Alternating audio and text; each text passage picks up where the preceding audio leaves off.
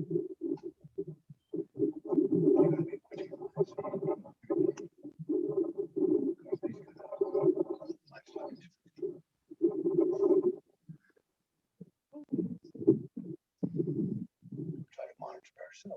right, we are live on Facebook. I'm going to play our intro real quick.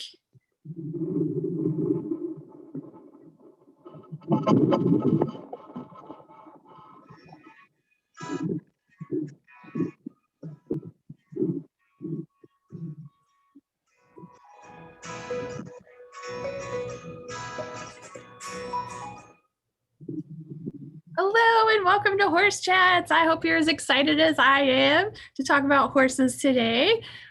Here with me is Charlene Couch, our Senior Program Manager, and Jason Rutledge. Thanks for joining us today. We're so excited you're here, Jason. Do you want to introduce yourself and tell us a little bit about where you are right now? Sure. This is Jason Rutledge. Farm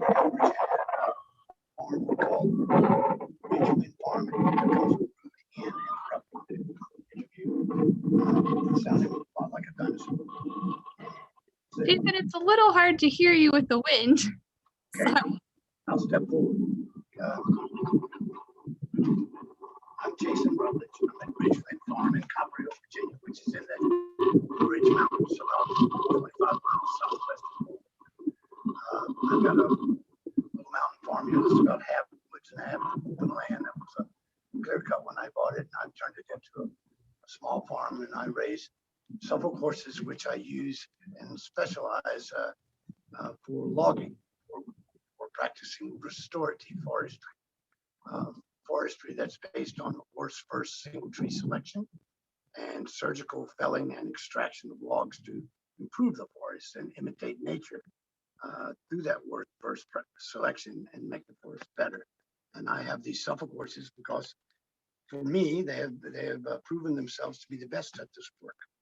I also farm with them, and I mow pastures and hay and rake hay, and I have ground dry PTO card. I can even make hay, bale hay if I want.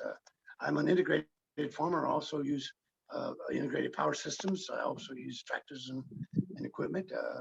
I feel like that investment in fossil fuel towards enhancing the cultural approach of the horses is a good one.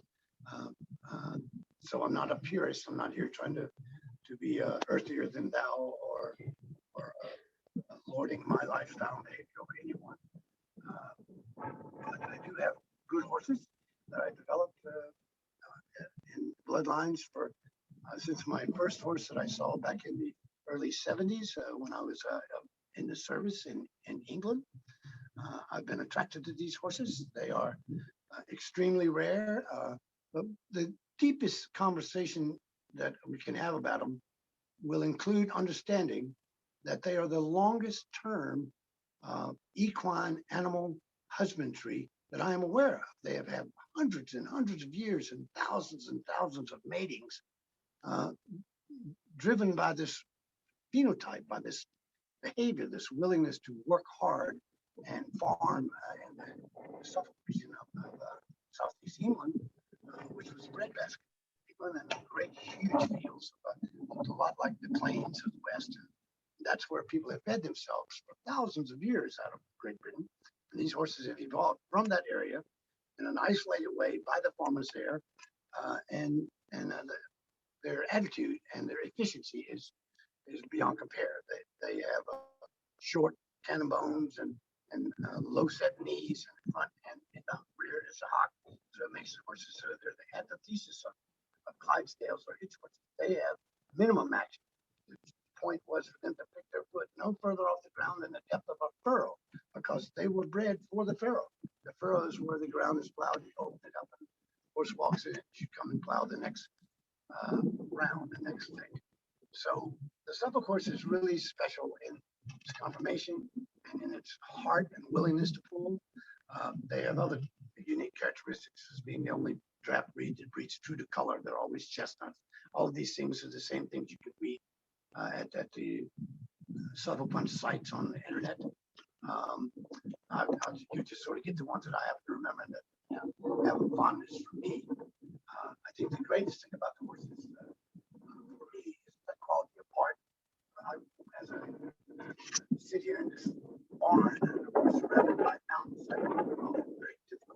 It's up and down hills, it's steep, and grows big timber in these deep and cold hardwoods, they're called here in Appalachia. A forester is what my education is. So using the horses to manage the forest, for man to age the forest, is how I came around to the horses, the choice of extracting power from the forest. I do really, really hard things for them and ask a tremendous amount of them, regularly, and that they will give me full physical effort of moving against the resistance of a load over and over, and not get excited about it, but to see it as a part of their work ethic is incredibly endearing. It makes you love them because they give you such an honest, good effort. You'll never realize that in a show ring.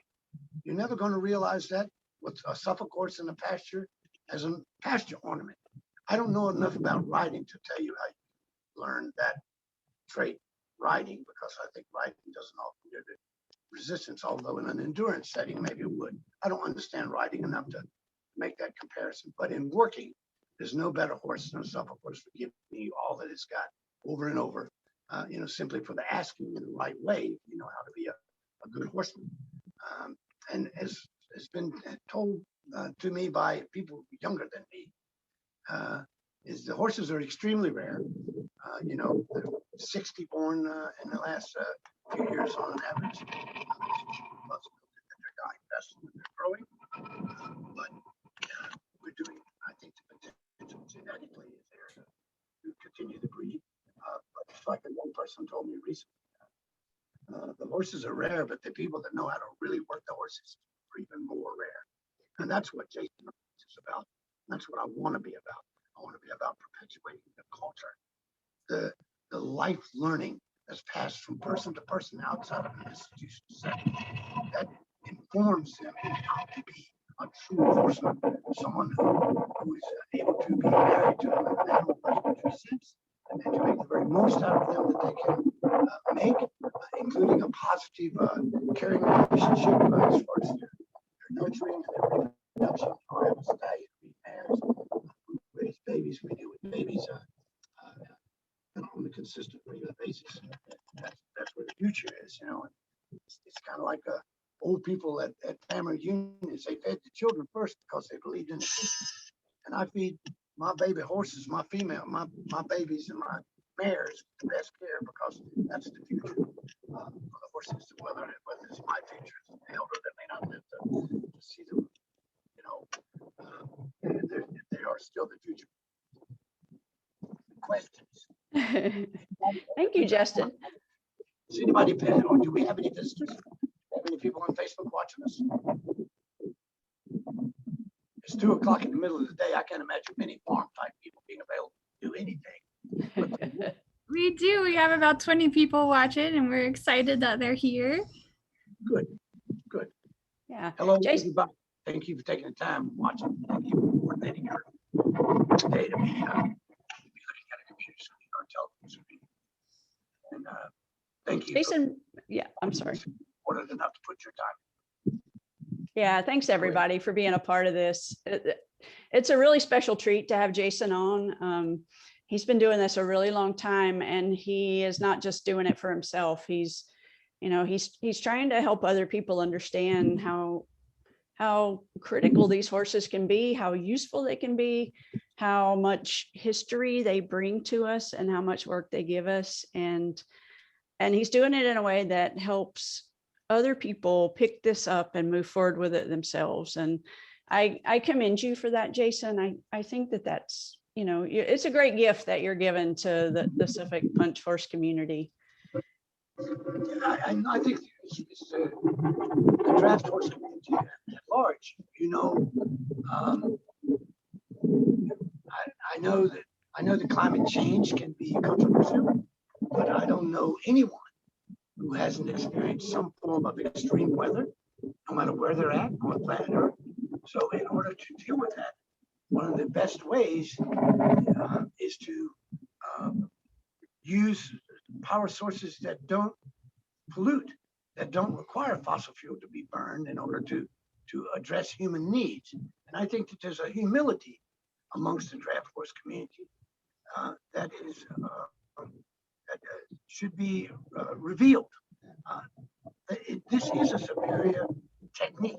This is a proven culture that supported human existence on this planet up to the point when oil began, when oil was discovered. And in the timeline of human history, that is a short time blip of what's going on. So the oil era, even if it lasts another 50 years, it's still going to be a tiny blip. But the impact that it's having on our planet is one that we can combat by doing things in proven culturally traditional ways that didn't pollute. And that's exactly what horses and animal power is. I mean, I choose Suffolk, and I'll be real frank with you. The reason I choose Suffolk is laziness. I don't want to work hard already hard enough work.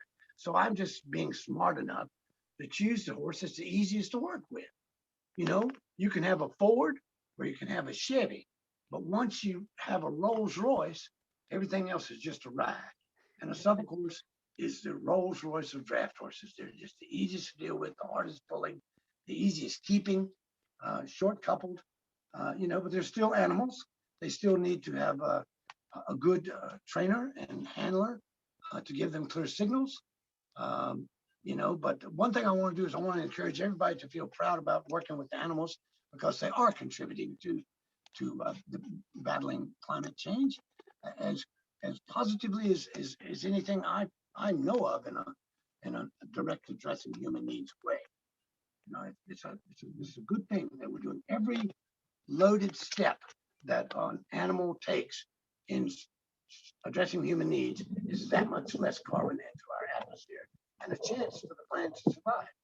If you care about your children, if you care about things that are greater than you, then you should be thankful for folks that are willing to work horses in any capacity, doing anything to serve humans, or cattle, or oxen, or elephants, or whatever. Animal power is a real biological alliance that has been a gift of this great earth we live on that we should not ignore, and we should not dismiss it. We should not marginalize it or reduce it. Every single thing counts. Every person counts. Every breath counts. If you don't think it counts, just hold your breath for a while. Yeah, you're right, Jason. And in a selfish sense, a horse like this can go in places a tractor can't. So, there are real positives, not just, to give back to the land and the planet, but it just works. Those horses go where you want them to. Yeah, they're definitely a superior form of power in so many ways. I've been writing about this and speaking on it so long. I got this little list of them, which some people are quite familiar with. The fact that they don't compact because they walk with 1 foot at a time. Spot compaction of their foot is so much less than the overall impact of a tire that is continuous tracking that never comes off the ground. They are self-repairing. They'll heal themselves. They run on solar fuel. Every time I go out again and make a bale of hay, it's like I'm wrapping a string around a little piece of solar fuel for my biological power unit to operate on in the rest of the season. That's a form of independence not available if you become total fossil fuel dependent. They can be trained to operate by voice. So remote control is an old characteristic, an old feature of a real good animal power. And of course, the greatest one of all is that they're self-renewing, that no one's ever found a baby tractor in a barn one morning and anything beside a stall that's had 20 Suffolk horses born in it. So they are a superior technique. I don't want to call it technology because it isn't, it's a superior culture. And and the biggest criticism that's ever leveled at me as a person who has been on the forefront of this as long as anybody I know alive, not that I'm saying it's longer than anybody I know, it's just a lot of people that inspired me to get here are past. So, but this is a very positive thing and a way for humans to be, and I'm thankful to be a part of it. I feel very grateful to still be a part of it. Every organization has its own role to play. Uh, we should all collaborate with each other as strong as we can, help each other make it enjoyable, profitable. And to get on that, before we go out and see some horses, one of the factors that has helped me, and I hope will be a part of anybody that's watching this that is curious about embracing the culture of working animals as a part of their life, is that you get a dignity dividend. You get this way of feeling good about yourself because you are doing good things, and that dignity dividend is priceless. No one should be able to assign the value of your dignity. Only you should be able to do that. And when you do something that is rewarding, as working with horses in a productive, successful situation, like restorative forestry, like growing food, like short distance transportation, then those things give you a sense of dignity that you can only have by doing them yourself. And the one thing that I don't want to apologize for is the labor intensity. The biggest criticism ever leveled at me, as I started a moment ago to say, is that that's great, but it's so labor intensive. Well, I'm not going to apologize for the job creational aspect of animal power. It's a benefit. It's a useful thing for people to have to do. And to quote my friend Wendell, he says, "What are people for? Are they just to be, manipulated by society to be, couch potato consumers that question nothing and just, live to eat and to service debts of buying things that they don't really need?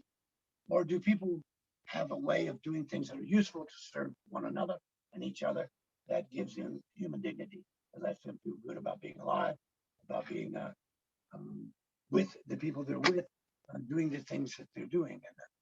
And so I think that the horses and in particular the rare breeds, the things that the Livestock Conservancy are preserving along with the animals is the culture, is the sense of comfort of just being near them and with them, and there's I'm not going to be shy about it. The nourishment of them.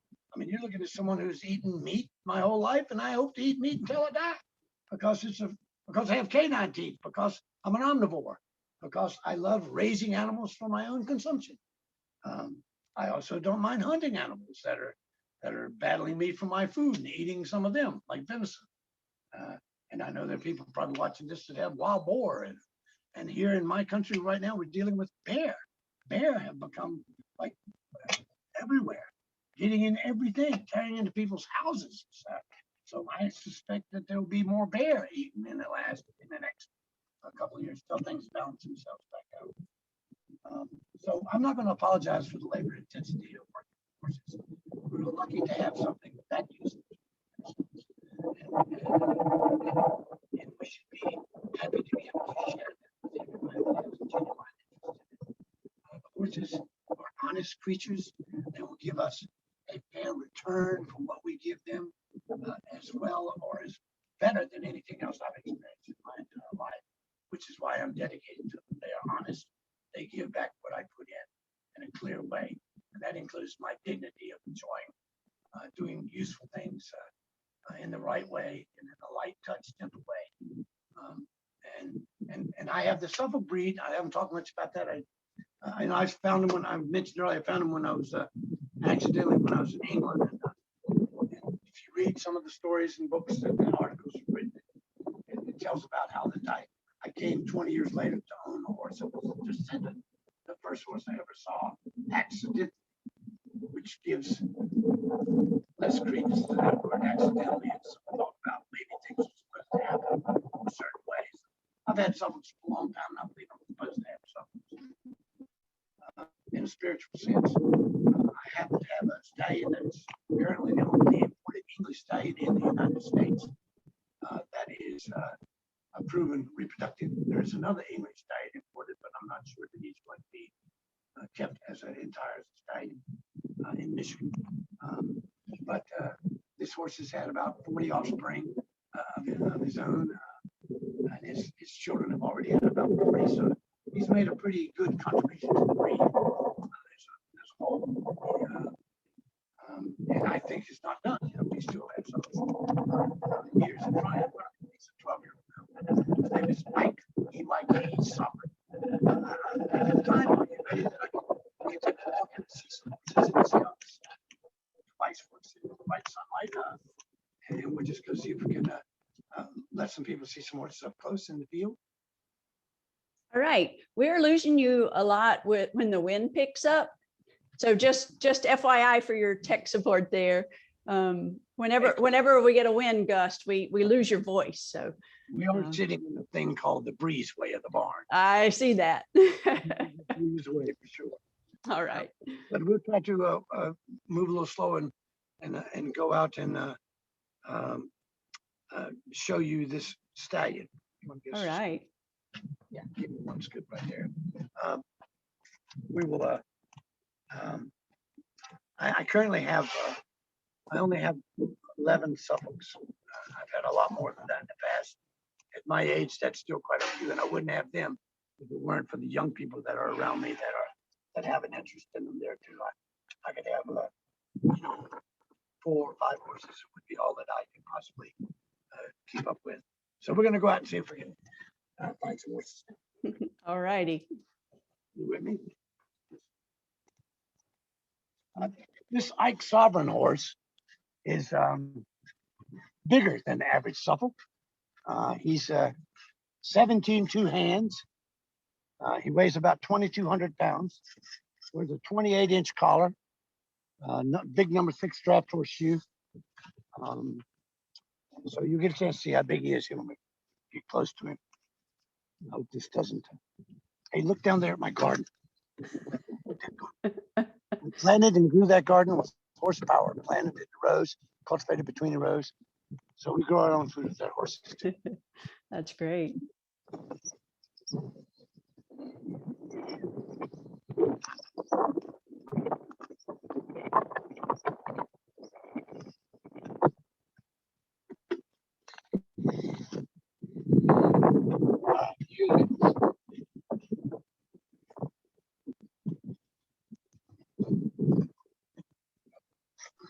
While we're waiting, I'll just say if anybody has questions for Jason, go ahead and put them in the comments and we'll try and get to them. You see me this Mike Sovereign here? I fed him here, but you notice he's not eating his grain yet.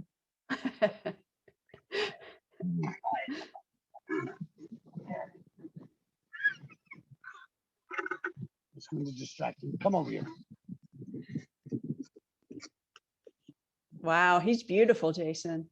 Good boy. Come on.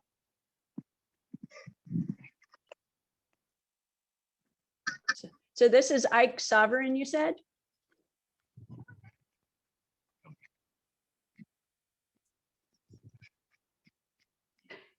So this horse is deep in the body.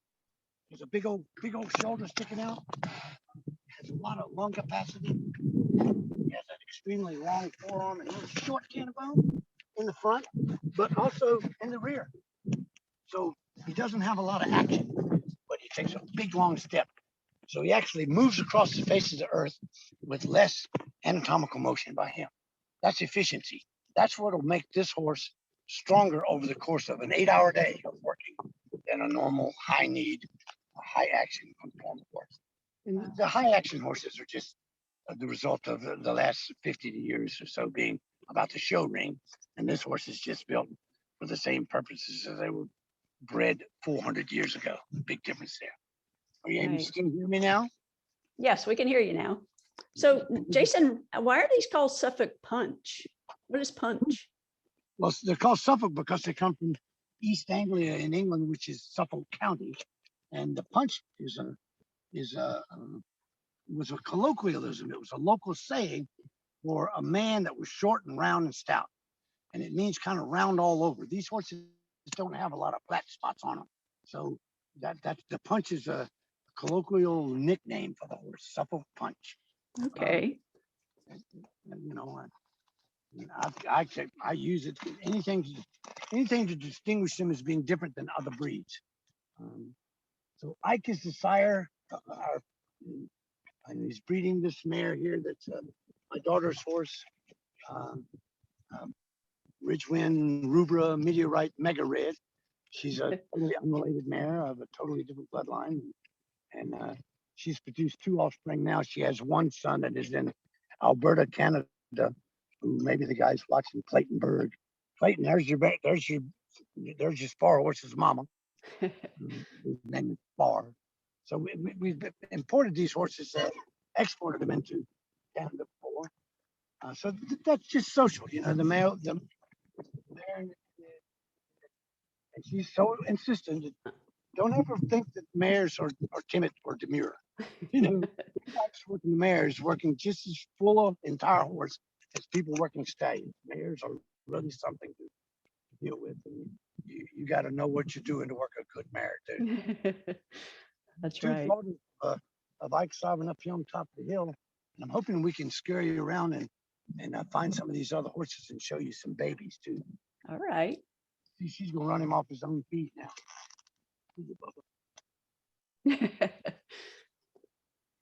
He works too, of course.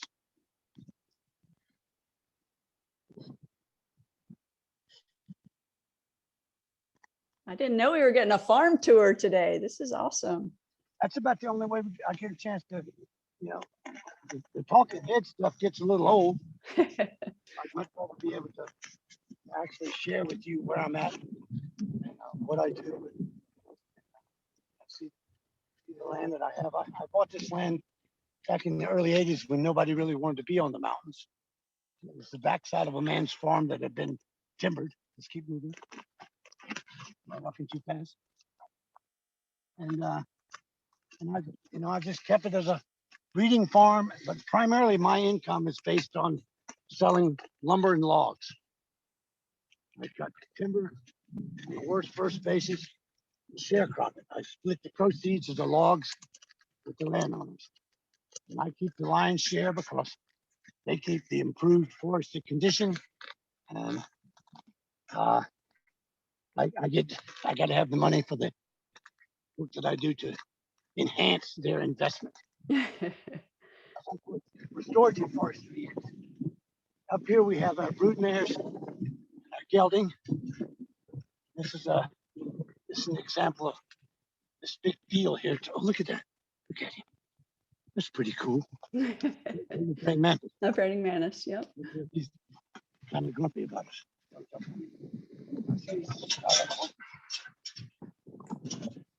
This big gelding is a son of Ike Sovereign. He's my gelding, my go-to guy that we work in all situations. He trains a lot of other horses. He's only 5. He's got a big old head. His name music. And then, so he's our gelding, and then we have our babies. This is our youngest baby. He's 6 weeks old. His name is Uru. His mother is named It, which are named after the Lord of the Rings. And Uru's a little stud colt that will one day become somebody's sire. This is a more typical small Suffolk size.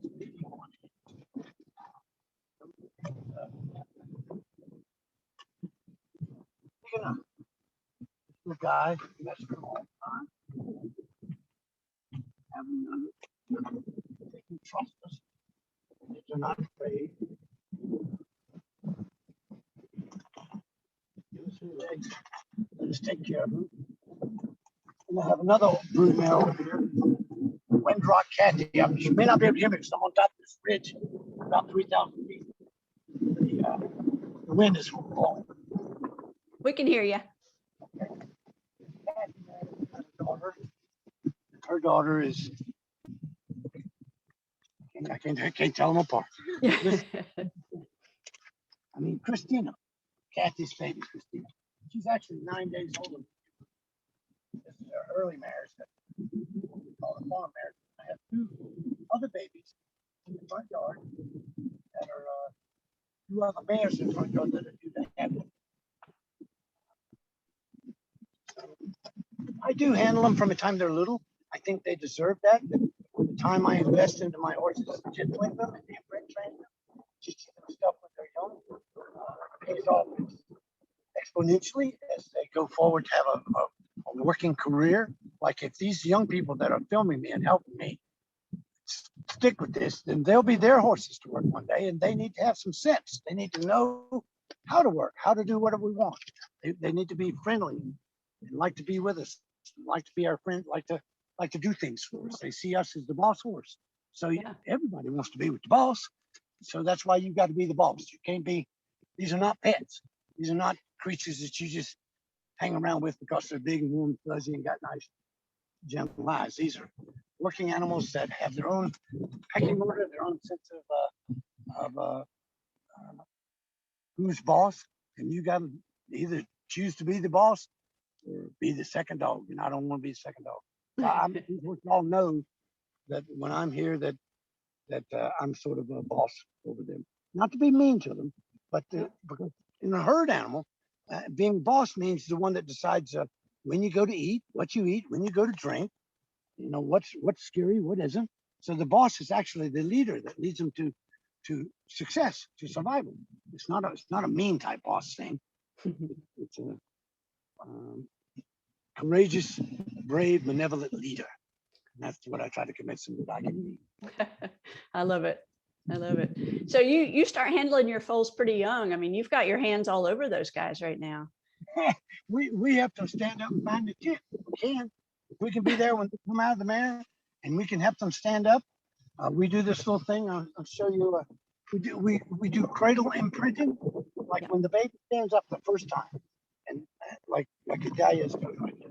She's holding him by the chin and by the butt, and she can hold him just like that. And as soon as he relaxes and accepts that she's containing him, that's when she goes woo, woo, woo, and that's where horse whisperer come from. It's the person that whispers because they hear so good and they never forget anything. So as soon as they relax, you reward their relaxing and make woe a reward. That way the horses are always willing to stand and be patient. You know, Wow. difficult to explain. And maybe this is a place to pose such a serious question. But the most important thing that any horse can ever do for any of us is nothing. Stand still.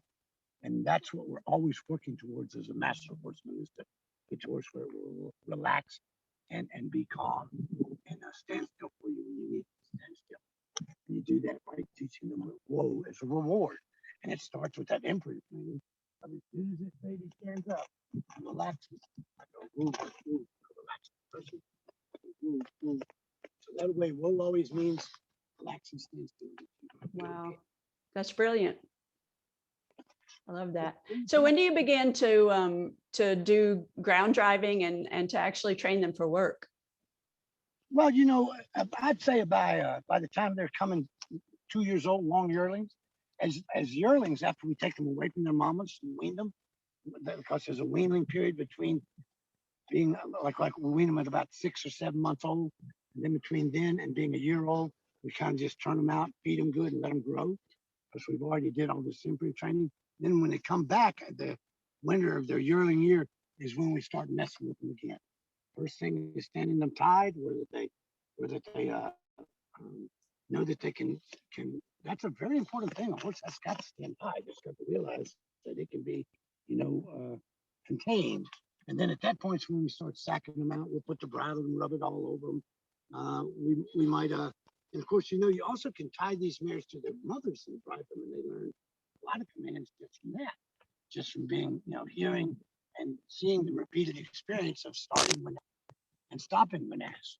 Right. So they learn a lot like that too. They also learn how to play with each other too. They just want to play all the time. They are babies, nonetheless. She wants to rub on you all the time. Rub her tail, itch her. So I basically am an itching person.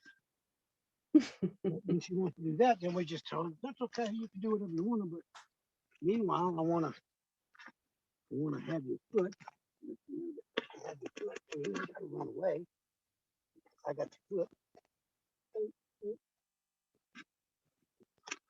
Yeah, we mess with them all the time. It just makes it easier. to deal with. Makes them braver. The more stuff they see, you know, machinery around them, loud noises. You know, you can get them. You can get a horse. Remember, we take them into the woods and cut trees down, which is a huge, violent explosion. A 125-foot tall tree falling down through the forest, ripping limbs, bam, crashing, hitting the ground. The horse standing right there, 40 foot away. Got to be a brave horse. You got to get them used to all of that. We just expose them to it, restrained, and then when they realize it's not going to hurt them, after a few repetitions, they don't care. It's like these horses. Just how did they fight wars with horses and shoot guns and all that? Horses will get so it'll tolerate anything. Horses are just so incredibly forgiving of human activities. And we're so blessed to have had them as coexisting creatures in this world. They've added a lot to the quality of human life. And you're lucky to have a horse. If you have a horse, you should make the most of it and give it a chance to do things for you and with you. I don't see how anybody. The only people that don't like horses are the people that don't know anything about them. They're hard not to love. They are. Big old things on you. They can be afraid and run over you, and they can be afraid and run away. But you try to avoid all those things with your skill as a horseman. You know, we need reasons to be present, be truly present to ourselves and where we're at. And animals will give us that too. If you're not present with these animals, you can get hurt. So it's good to be able to be made be aware. When you're with them, you got to be aware. They're aware. You don't miss anything. If you're training a horse, every time you're within sight, the horse sees you, it's reading you. And you should be reading the horse too. You should be understanding his body language, what it's saying with its eyes, its ears, its lips, its posture, so that you be sure to be understood. Because they understand that very well. They can be wild animals if you let them. Even the most oldest piece of animal, equine animal husbandry on the planet, Suffolk horse.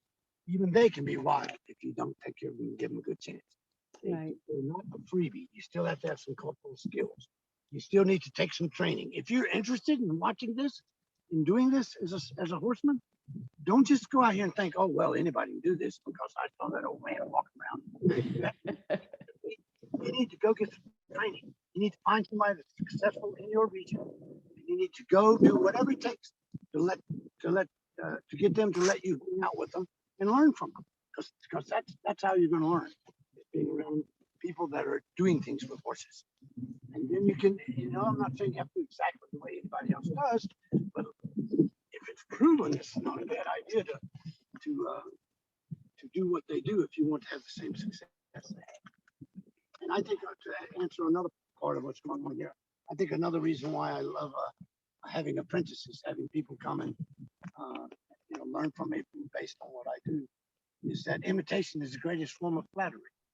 And anybody that wants to do with their life what I do with mine is telling me that my life is worth living. Yeah. And if they bite you, don't let them bite you and get away with it. Biting is not good. And they don't want to bite because and when I do this to them, it makes them want to bite me back. So I keep them up with my elbow. That's a loving thing. That's the gentlest thing. Touching this area is the gentlest thing you can do on a horse. It's called the buddy rub. We buddy rub them all the time, but they want to bite you back. You gotta let them do that. See, like they do to each other. Mm-hmm.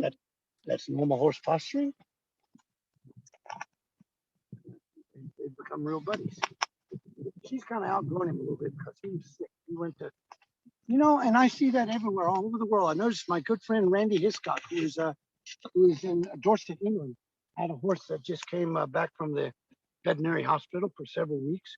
This colt was in the hospital for 10 days with intravenous antibiotics, exotic, expensive antibiotics, because he contracted some unidentified bacterium that's in the environment that we don't even know what it is.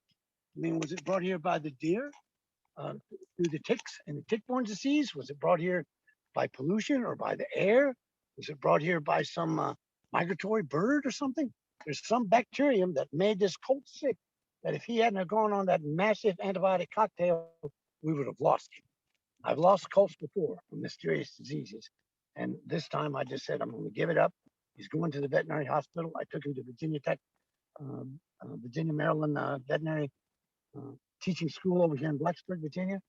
And those women lit in on this colt, and they saved his life. He could barely get up and move, and I'd about given up on him. And the apprentices said, let's take him, let's take him. He's standing up, and we took him. And they've saved his life. But my point is, this is not easy. And there are all sorts of things that are making it harder now than it's ever been, like the climate change, like the weather extremes. So like you mentioned, the horses actually are much more capable to deal with extremes than machinery. I mean, when it's wet, you can't work a machine, and we have worked in some very rough conditions with horses with little impact and great success.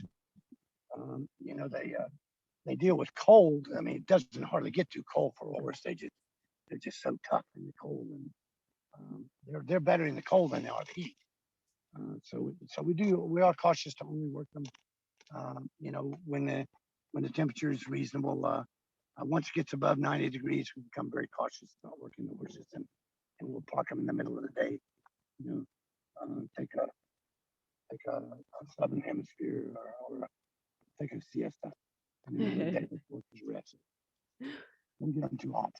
Well, Jason, let's see if we've got some questions. And then after that, I'd like you, if you don't mind, to talk about your apprenticeship program. Okay, go ahead. Let's see. We've got a question from Lisa. She wants to know how many Suffix are in the United States. Well,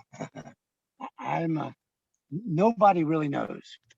Even though the registry has the records of how many horses were born and registered, there's no real way of knowing how many of those horses are still alive. When I was on the board, I made a proposal, and it was passed that if you turn in a horse expiring, that you would get a reduction on your membership fees. And I think that's gotten some more information, but nobody really knows, because the horses are born and registered. And if the people don't stay active members, then we don't have any idea how many. So there are going to be estimates that are going to go from 600 to 1,500 Suffolk in America, in North America alone. That means Canada and America. I'm also the guy that made the motion to rename the association the North American Suffolk Horse Association, because the Canadians were contributing mightily. It didn't get approved while I was on the board, but after I was gone, they renamed it to North American Suffolk Horse Association.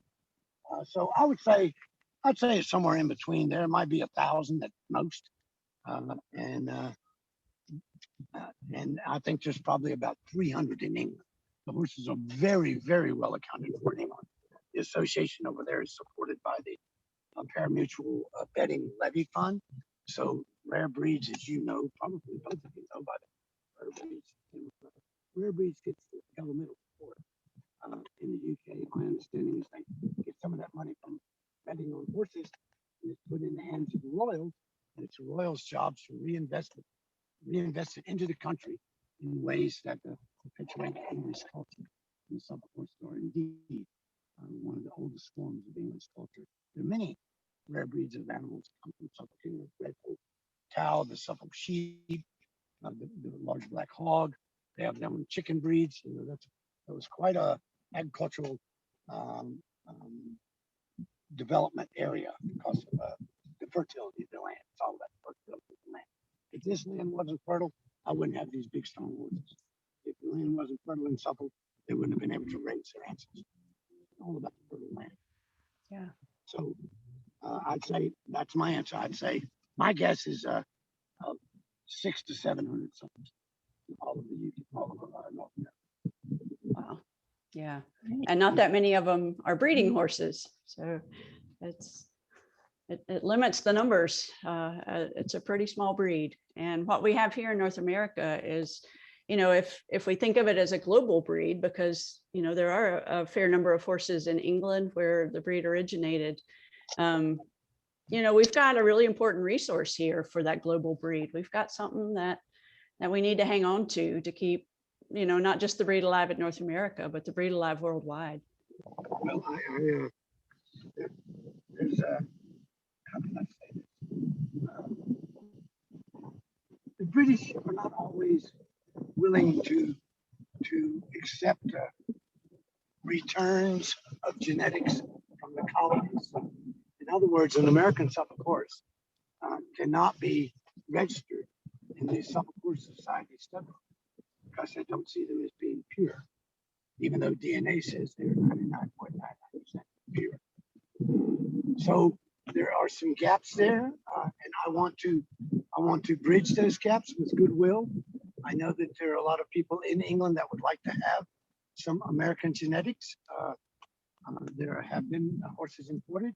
One stallion has came from America and gone to England. Randy Hiscock, we mentioned earlier, is the only person ever in history to take an American horse from England. And of course, there's some Suffolks now in Australia. I would love to have somebody in New Zealand. We have a small school of horses that could be a small pool of horses that could be grown, but it would take very strategic effort. There's Suffolks, of course, in Australia. There's a Suffolk Association there. It's all this has happened in the last 20 years. At one time, there were Suffolks in Pakistan, but I don't think they kept their registry up. But it all comes back to the motherland. The Suffolk Horse Society could do, I think, much more to perpetuate the horses on a worldwide basis than they currently do by their sort of,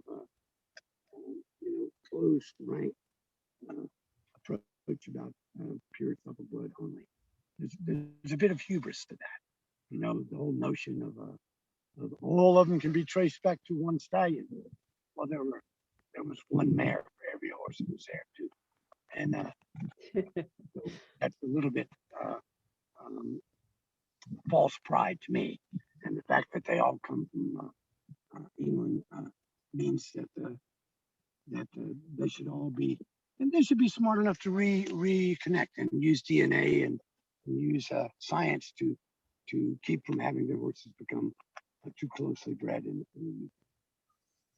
I think there's a lot of people over there that favor that approach. I think science will inevitably win in the end.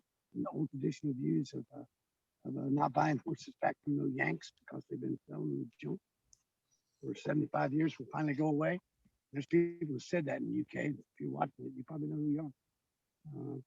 And I think that will all go away in the next 10 years. Because young people are taking over all these associations, and all these old men dragging all this baggage around are going to pass, like myself. And the young people will do the right thing by the horses. I think some of them will, because I find some of them to be very intelligent and very kind and open and energetic. And without young people interested in these horses, they won't have a future. And that should be a primary game with livestock conservancies. Do whatever they can to engage you in the animals, and I think that you do already. Like one of the things I think they should do, livestock conservancy, it should make a coloring book for kids so that they can color rare breeds of animals, color suggestions, and start giving them out to the 4-year-olds and make them available to people that want to buy them to support you. Yeah, we do have those for poultry, but we don't have them for horses. So that's a good angle. I like that. We've got a couple more questions. Ruth wanted to know, is there a general age your horses retire from heavy work rotation? And how many foals do the brood mares throw over the course of their lives?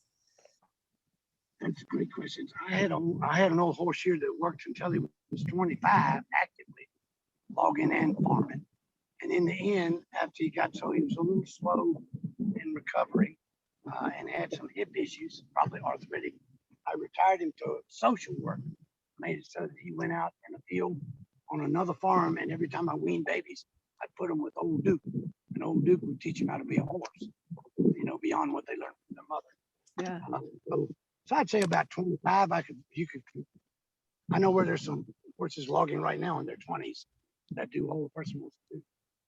And as far as brood mares, that's an individual thing based on the whole cultural setting that the horse is in. But I'd say on an average that they might have 5 to 7 babies per mare in a lifetime of reproductive. They can have one every 12 months. They could potentially have one every year. But it just, mares, just like your stallions, shouldn't be allowed to reproduce until they prove themselves willing to put their neck to a collar and move against resistance and be intelligent enough to learn whoa. If they don't have those characteristics, don't breed them for me. I don't want them. I want ones that have good attitudes, that are willing to work and to serve my needs. And that's the ones that are going to have most babies. The Int mare that I just showed you here, she's just this little mare. The one licking the salt box. That's her sixth baby. I'm glad. This big old gal just he wants to put his feet up on the coffee table. Yeah, so this mare's had six. This mare's only had her second one last night. I picked her up. But there's a lot of people. I see a lot of people. I've been in this for. I've had my first Suffolk in '78, and I've seen a lot of people get into this and come into it. Unfortunately, I've only seen a few of them stay, and more of them go than anything. It can be very idealistic. You don't have cultural background in knowing how to be around the horses, and then you get stepped on, you get run over, you get hurt the first week. You got them, the horse ain't gonna last very long. Have to stay with you. So I think it's really important that you inform yourself about how to be around horses, how to read them, how to keep yourself in a safe situation. Start small with just one or two. Two would be better. Say, are animals, and they are comforted by each other, and they can be comforted by just you, but two is better. And yeah, and that's about the useful career. I mean, if they live to be 25 and they have to be 3 before they start working, that's about 22 years of serviceable work for you. And unlike an interesting economic thought for someone who is considering this, when you buy a young horse, if you have to pay $5,000 for him and you mess with him for a year and a half, and now he knows how to work in the garden or skid firewood, is now worth $6,500. So unlike anything else that you've ever bought to do work for you, instead of depreciating when you buy it like a tractor does, you buy a tractor and take it off the lot, just lost 12% of its value because it's now used. A horse, they appreciate its value. The first 10 years you have them, they get worth more and more and more if you use them, continue to use them, because they're worth what they can do for someone else as much as they're reproductive. The broodmare's prices are pretty flat. A serviceable working horse, if the values come off, the values off the scale. I've seen horses go at sales in Ohio, $15,000 for a single horse that was just well trained and in good condition. So the horses are much more valuable for what they do, sometimes than on an average than what they are. Yeah. Wow. Was there another question, Brittany? Yes. Joe Marcus wants to know, what is their temperament like in comparison to other breeds? Mm-hmm. Well, I'm biased, obviously, but I'm not biased. That thing I said a while ago, that sort of self-effacing comment about the real reason I'm in Suffolk is laziness. That's what that's about. Mr. Marcus is these horses are kind and gentle and easy to get along with. They're cold bloods. If you've bred thoroughbreds, the only registry in the history of human existence older than this Suffolk registry, and it's only 35 years old. Those horses have been bred for over 500 years to accentuate fear equals flight. In other words, let's get the horse that can run the fastest. That's going to be the horse that is the most scary. These horses have been bred for the exact utter opposite. What horse can we get that would go the slowest and be unafraid of anything that happens? And that's so they've been selected for that particular temperament longer than any one particular breed that in the Western world anyway. And here's the real difference, the proven difference, and I hope you're watching this, Marcus, is that you've never seen a Suffolk in a show ring, because these horses have never been used for showing in modern times in America. We've done a couple of shows in 2018, 2019, but my point is, the horses have not been influenced by what the judge in the show ring was looking for. A lot of action, high head, looking like they're on the edge of running away at any second. all postures that I just don't understand. When you watch a big team of hitch horses, I mean, yeah, it is impressive. They're great big horses. And they got the Scotch bottom shoes to make their feet bigger. Got their toes dubbed off to make them pick their feet up. They got their heads jacked up in the air. To me, it looks like 6 horses on the verge of running away. But they got big lever bits in their mouth, so they're not going to do that. That's the exact opposite of what I want. I want my horses to have their heads down, plodding along, you know, asking for permission to take the next step.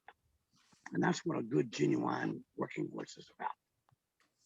So their disposition is the best. And I don't say that I don't have any horses here to sell you. I'm not trying to sell you any horses because every horse I got's been spoke for and I got a waiting list that's years long. But if you can find a Suffolk and you want to really work horses, they're worth the time to research and look around and find them. And they are here. They are available. Buy you some young ones and raise them yourself. You just have to scour the countryside and be prepared to drive. All in one place. There's probably as many in the mid-Atlantic region, Virginia, North Carolina, Kentucky, Tennessee, as any one area. There are quite a few in Vermont. There's some scattered in the West. There's some in the Midwest. You know, Iowa, Illinois, Wisconsin, Ohio, Pennsylvania. There's Suffolk horses in all those states, more than there were even 15 years ago. So they're out there.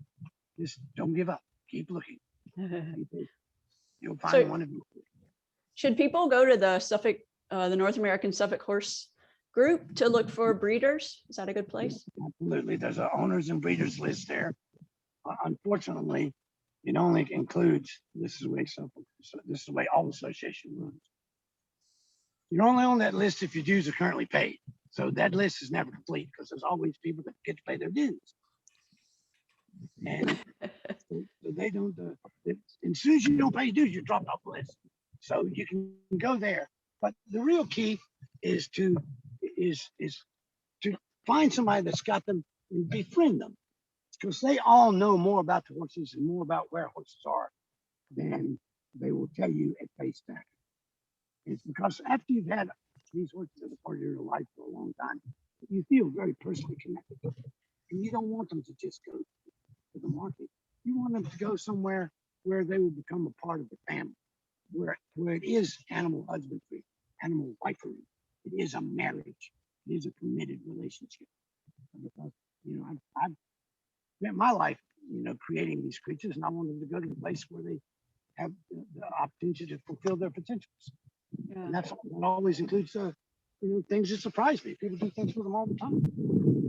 It's really great that, like, women have become much more influential in the breed as far as actually working the horses and using the horses. You know, there are ladies that log with horses now and drive horses in that situation. You know, the biggest, most successful hitch in modern times is operated by Val Veronica in Gunnison, Colorado. She drives 4 and 6 horses for parades and has got a pair on a buggy doing carriage service weekly. A woman, you know, and so, you know, there's the support of the horses is expanding beyond just old farmer guys up in the mountains somewhere local. All right. Any more questions, Brittany? I think we've got 2 more. Betty wants to know, how are the Suffolk numbers growing? She's seeing a few foals out there this spring. And then I think Ruth wanted to know more about your apprenticeship program. Well, we'll go back on this. Again, nobody knows. They reported that 81 were born in 2020, which is an increase of about 20 over 2019. I think that's wonderful news. I hope the numbers are continuing to grow. That was in North America. I know in the UK, they had 32 in 2020. I think I just read that recently. I get a lot of my information from the Suffolk Horse Association, for sure, North American Suffolk Horse Association. It's at www.suffolkpunch.com. And go to that page, look for the horses, you know, horses for sale list, all these breeders list. There's photo galleries. I don't know if they have videos on there yet, but that's a good page. I have as you can tell because you're watching me now, on Facebook. I have a Facebook presence under my name, under my farm name, which is Ridgewind Farm Suffolk's private instruction, and that's going to be my segue into the apprenticeship program. So you can find us there. I have the Suffolk Bunch Draft Horse page, which is the unofficial Facebook page on Suffolk horses. There's about 7,500 members there all over the world, primarily in North America, Canada, and the UK.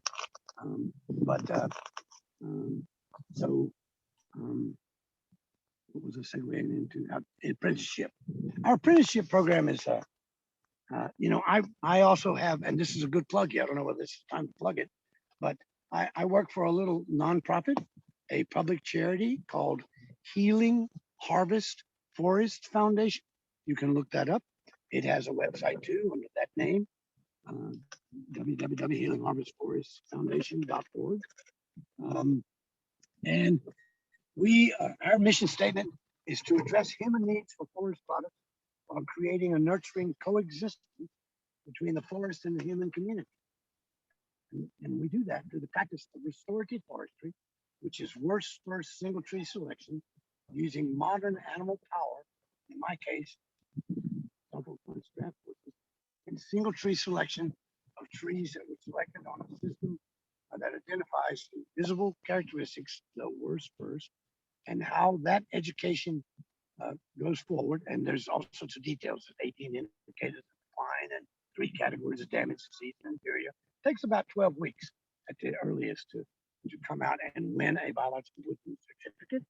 Some people have done it in that period of time. Some will spend a year or more learning it and to be certified. There's a list of questions and skills that you have to master in order to get your certification. It's basically done on a willing mentor and a willing student arrangement where they agree to work together, that the apprentice is willing to go and invest sweat equity, learning how to do the work with an apprentice that's willing to take them on, on a part-time working basis to teach them how. In the past, we have funded those relationships through mentor compensation and student stipends and scholarships, and we still do support it as best as we can when we have funding for it. But primarily, we are operating as a community service agency that defines restorative forestry and supports practitioners of restorative forestry, which we call biological woodsmen, with technical and financial assistance. It's a tiny little organization that never has had a big budget. We've trained over 250 people how to do this. We probably have about a 10% recidivism, like any other educational process. So many people don't. It's hard work, and you don't get rich at it. It's not a get rich quick scheme. It's a very difficult thing to start off with nothing. But there are people that have started with nothing. That I knew a guy that was renting a trailer in a mobile home and eventually has a small homestead of his own, all done with his labor. I think you've gone on mute. There you go. And the main thing is to, just like learning about the Suffix, find somebody close to you that's doing it and go learn from them. And remember, imitation is just the greatest form of flattery. When you tell them you want to learn what they know how to do, and most likely they'll be willing to share it with you and teach you. If they're associated with our group, we will send you to them on a regional basis. I do networking internationally. I network with people in Germany and in the UK, and in Canada, and of course all across the United States. Some I have guided logging bullocks in Costa Rica. There's people are logging with animal power all over the world. Most of them are nobody knows about them. They don't do it because they're looking for fame or to be on Facebook Live. Because that dignity factor that I mentioned earlier, and that they enjoy doing it. Like old Winston Churchill said, there's something good about the outside of a horse or the inside of a man. So every time I touch one of these horses, I feel like I'm a little more alive. That's quite a blessing. It's a priceless experience that only I buy the ticket for. Yeah. That's a beautiful note to end on. I think, Jason, this has been wonderful. It makes me feel like I'm with your horses to watch you with them. So it's been a good calming time for me too. Thank you. Thank you. Yeah. If anybody wants to get in touch with me any way they find there, I'll do anything I can to help you. I think all the people that you'll find that have these horses are pretty much willing to help you, and certainly all of the biological woodsmen are willing to help you. Just let us know how we can help you, and support the Livestock Conservancy. They're obviously doing good work. Thanks, Jason. Thank you. Brittany, do you have any I just more? wanted to say thank you again to Jason and all of your tech support today for helping you be here. We appreciate you. Thank you. Yay, folks. Good job. And a big thank you to all of our members and supporters for making programs like Horse Chats possible today. We appreciate you. We wouldn't be able to do it without you. So thank you. If you'd like to figure out how to become a member, let us know. We'd be happy to hook you up so that we can continue to bring you programming like this. And I hope that you'll tune in again next week. I think we're talking about the Puerto Rican Paso Fino. That's right. That's right. Look up Jason, go to his website, go to his Facebook, check him out, and see more of his awesome horses. Thank you, Jason. Thank you. Thanks, everybody. We'll see you next week. Bye. Bye, everyone.